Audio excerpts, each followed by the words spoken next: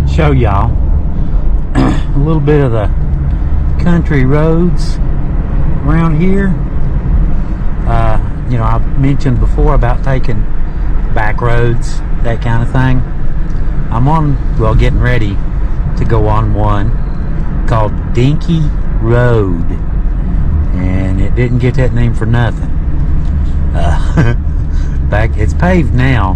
When I was younger, it was a narrow dirt, one lane mountain pass that you couldn't bring.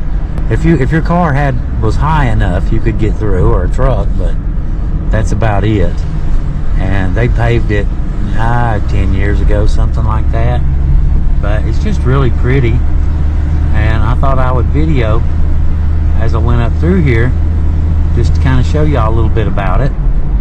This is way back up in a holler, what we call a holler. It's just a little narrow road up between two mountains, you know, houses in the wide spots, that sort of thing.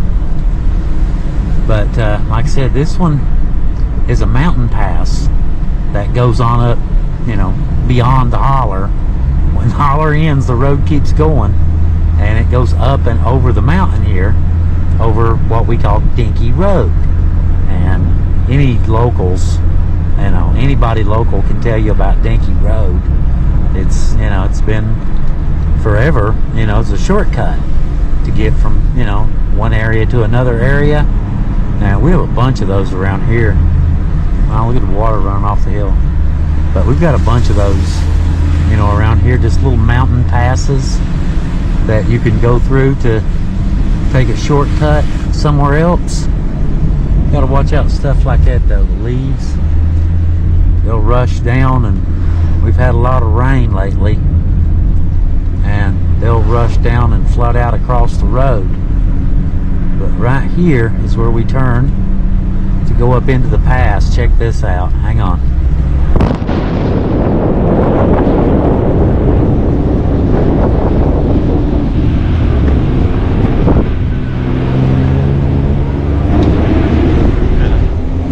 All this was dirt when I was younger.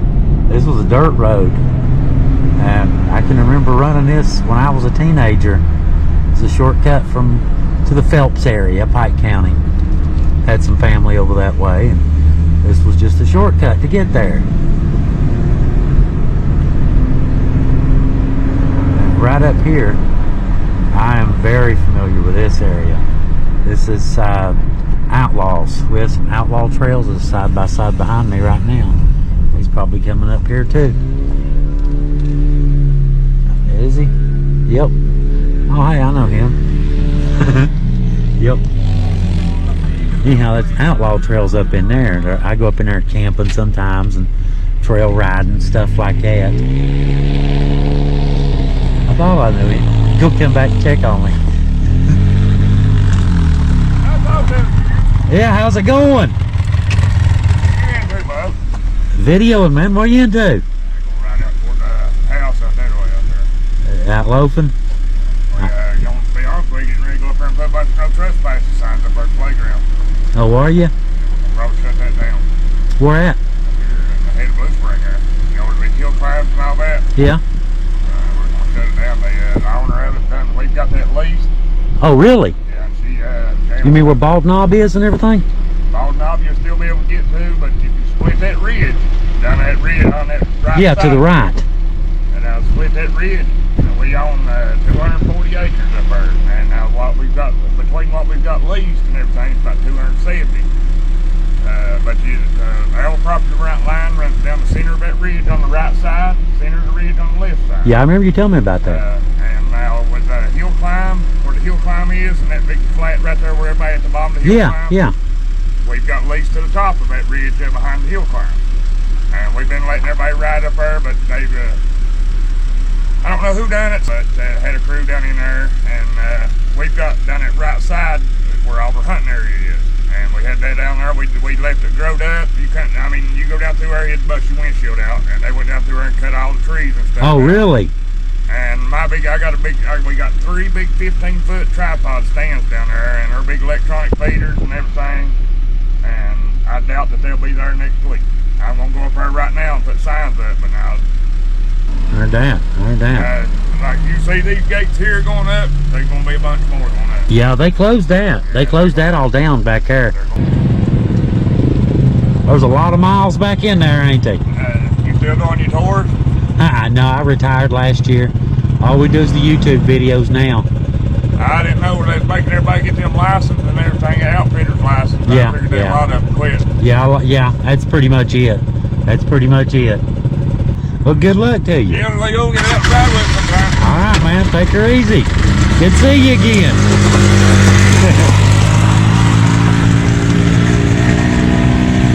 Three's a good price on side-by-sides, ain't it? Seems to run pretty decent. I think it was, what, an 800. Looked like about an 8. Cool. Yeah, I run that a lot.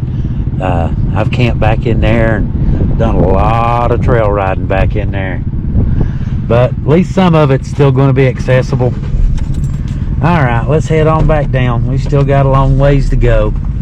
Figured I'd show y'all some of the area as we're going through. Show you the little mountain pass. Y'all have a good one.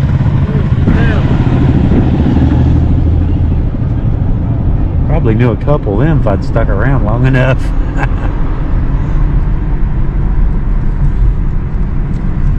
Steep turn. Oh yeah. One of them, like half the turns on top of the other half. But this is coming down the Peter Fork mountainside here, and we'll come down into the Blackberry, Kentucky area. And like I said, the mountain pass is just a shortcut to, you know, kind of flop over the mountain without going all the way around it. Cuts off about 40-50 miles by going that way. You would think that it would be very sparse, but it's not, because of the outlaw trails up there. And you know, a lot of locals use the mountain pass, use Dinky Road to get from point A to point B. There's usually a few side-by-sides and a few vehicles too. It's a really cool spot. I just camped up there the other night, as a matter of fact. About 3 nights ago. Camped up there.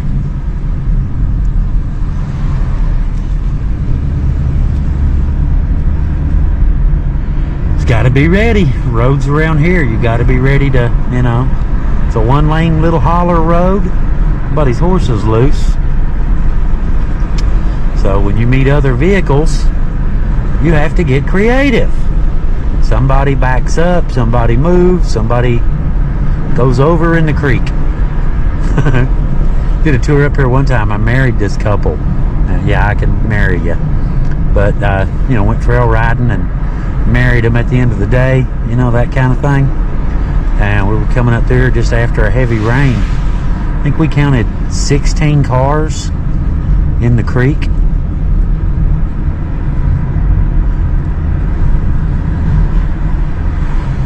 Very mountain passy, isn't it?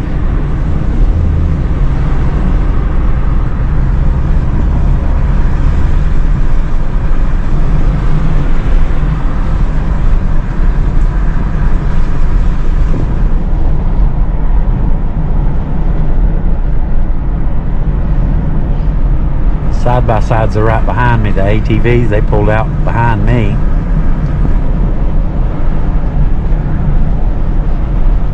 Oh, and I've come up down this road with huge lines of side-by-sides. Just like 22 of them. I think 22 was my record.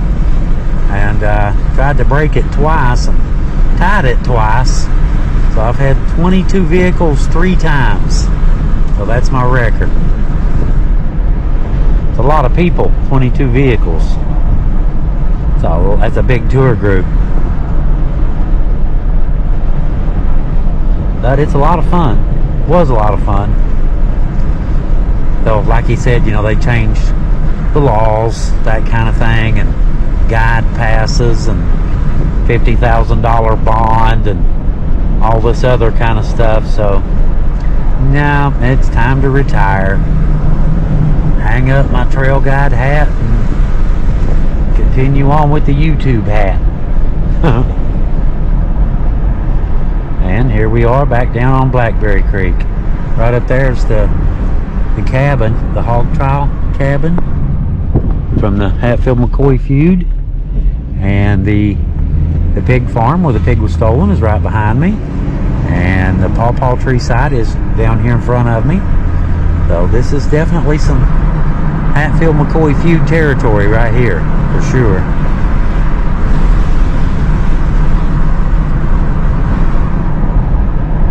Be coming into Matewan, West Virginia, here just in a little while, as soon as we cross out of Kentucky, cross back over into West Virginia,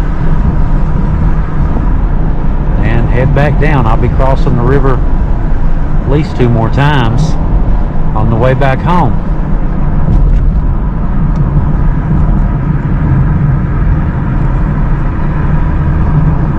A friend of ours owns that over there, the Hatfield-McCoy feud. You've heard of that? That's where the McCoy stills were. The Hatfields, you know, the feud McCoys, moonshine. You've heard all that? Yeah, that's where the stills were. They had 3 big stills right up in there. It's McCoys who own the land now. And you see they got McCoy Pig Farm sign right there. McCoy Pig Farm. Vehicles behind me. I need to quit that, don't I? Oh well.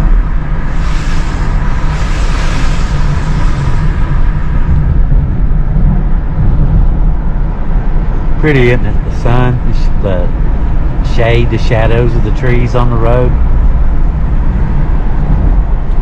Pretty place.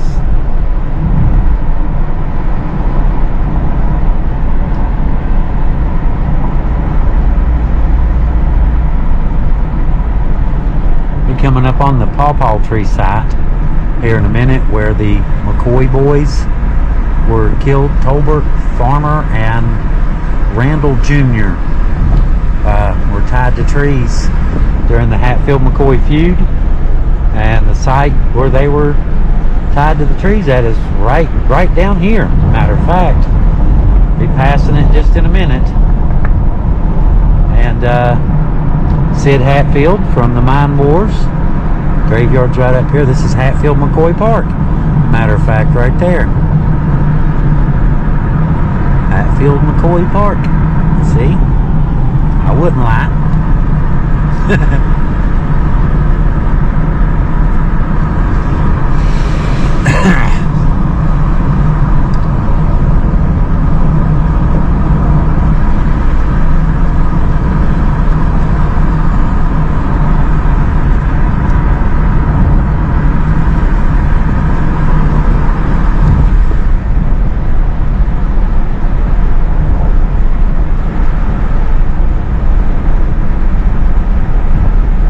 Up here on the right is the pawpaw tree site on the right, and the historic Hatfield graveyard where Sid Hatfield himself is on the left. Right there's the pawpaw tree site where the McCoy boys were killed, right there. And right up this little road right there is where Sid Hatfield is buried, and several of the Hatfield family members. And we crossed the bridge right down here back into West Virginia at the historic town of Matewan. A lot of you may have heard of Matewan. A lot of trail riders and Hatfield-McCoy feud and the Matewan massacre. All of that stuff happened right here in this little bitty town. Throw a rock from one end to the other, but it's got a lot of history. A lot of history here in these old buildings. Town of Matewan. We are headed this way.